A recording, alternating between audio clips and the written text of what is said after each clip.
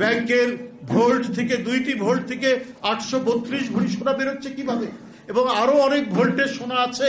এটা কার সোনা? এটা এই স্বর্ণ ভরিগুলা শেখ হাসিনার না তার দলের কারো? এইটা নিয়ে এখন এক ধরনের কথাবার্তা চলছে, হয়তো 2-1 দিনের মধ্যে সেটা প্রকাশ পাবে। আর প্লটের পর প্লট নতুন ঘটনা আমরা শুনতে পাচ্ছি, নতুন নতুন প্লট বের হচ্ছে। এটা হয় শেখ হাসিনার ঘনিষ্ঠজন বা অন্য কারো জন। তো এরশাদেরও তাই ছিল। এরশাদও চেয়েছেন 30 সেট অলংকারের কথা, আপনাদের হয়তো মনে নাই যারা ইয়ার, তিনি 30 জন মহিলা এমপি করে, খুব সুন্দরী সেই মহিলা এমপি, এবং এটার উপর জাইদিন তখন একটি প্রতিবেদন করেছিল 30 সেট অলংকার।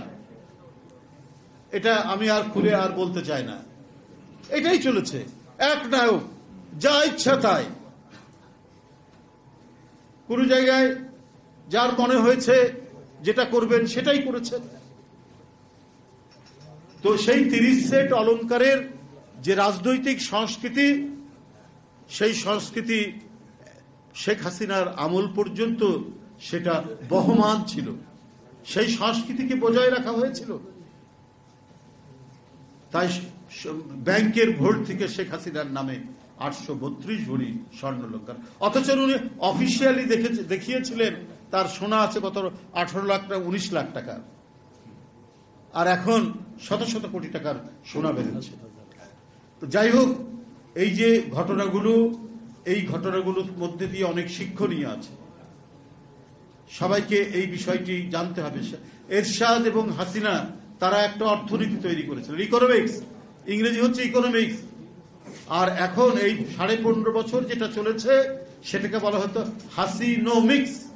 এই হাসিনোমিক্স চলেছে। হাসিনোমিক্স কি? ব্যাংকের টাকা যারা ঋণ নিচ্ছেন তারা ফেরত দেবেন না, এটা হাসিনোমিক্স। এবং ঋণ নেওয়ার পর সেই ঋণের কিস্তি পরিশোধ না করে আবার ঋণ নিতে পারবেন, এই আইনও শেখ হাসিনা করেছিলেন। এখন 6.5 লক্ষ কোটি টাকা খেলাপি ঋণ হয়ে গেছে। এই হাসিনোমিক্স থেকে দেশকে উত্তরণের প্রচেষ্টা যারা নির্বাচিত হয়ে আসবেন তাদেরকে নিতে হবে। অন্তর্বর্তীকালীন সরকার কিছু কিছু পদক্ষেপ নিচ্ছে, কিন্তু অন্যদিকে গিয়ে আবার কিছু ধস নামছে, আমাদের কর্মসংস্থান হচ্ছে না, বেকারত্ব বাড়ছে, এগুলোকেও সরকারকে দেখতে হবে। হ্যাঁ, প্রায় 6, ওয়ার্ল্ড ব্যাংক বলেছে 6 কোটির বেশি ইতিমধ্যে দারিদ্রতার মধ্যে চলে এসছে। তো এই যে ঘটনাগুলো আপনার সেগুলোকে অন্তর্বর্তীকালীন সরকারকে দেখতে হবে, শক্ত পদক্ষেপ নিয়ে তাদেরকে এগিয়ে যেতে হবে।